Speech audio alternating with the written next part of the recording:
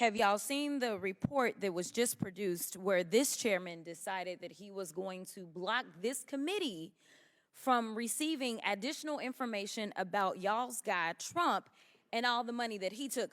From what we did receive, we know that Trump got almost $6 million that we can account for, and we know that there's more there from China specifically.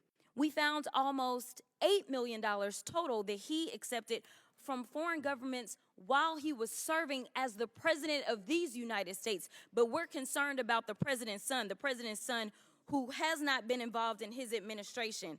I just want to run it back, though, to the very beginning, because this is something that I just can't get over. I can't get over the gentle lady from South Carolina talking about white privilege. It was a spit in the face, at least of mine as a black woman, for you to talk about what white privilege looks like, especially from that side of the aisle. And let me quote your now ousted speaker and what he had to say about the Republican Party and y'all's lack of diversity. When you look at the Democrats, they actually look like America. When I look at my party, we look like the most restrictive country club in America. So let me tell you something. Y'all don't know what white privilege looks like, but I'm gonna show you a little bit of something. You see, you want to talk about a two-tier justice system, and this is the only time that y'all have ever referenced it, when this country has a history when it comes to black and brown folk of having two separate sets of rules. And right now what you want to do is have two separate sets of rules because Mr. Moskowitz offered y'all a fair situation. He said he would vote for Hunter to be held in contempt if y'all voted to hold all, even if you remove all of the members of Congress. There's still other people that y'all haven't decided that y'all have excuses for, but y'all don't want to hold them in contempt. But for some reason, it makes sense to hold Hunter Biden in contempt, who has tried to comply. And let me tell you why nobody wants to talk to y'all behind closed doors, because y'all lie. That's just the bottom line. You have done it thus far in this investigation. You have done it this far as it relates to this committee. In every single hearing, y'all spin.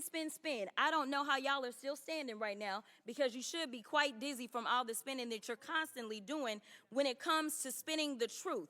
You talk about free and fair elections, but you back a guy who we know tried to steal the election. And this isn't about what Democrats have to say. Let me remind you, for those of you that don't know how the justice system works, it's not a matter of the president went in and indicted Trump, but we are talking about grand juries. Grand juries are comprised of American citizens, and the people that have entered pleas of guilty that will be flipping on your leader in a minute, they are Republicans. I do want to point that out. And half of them were Republicans that were handpicked by Donald Trump himself.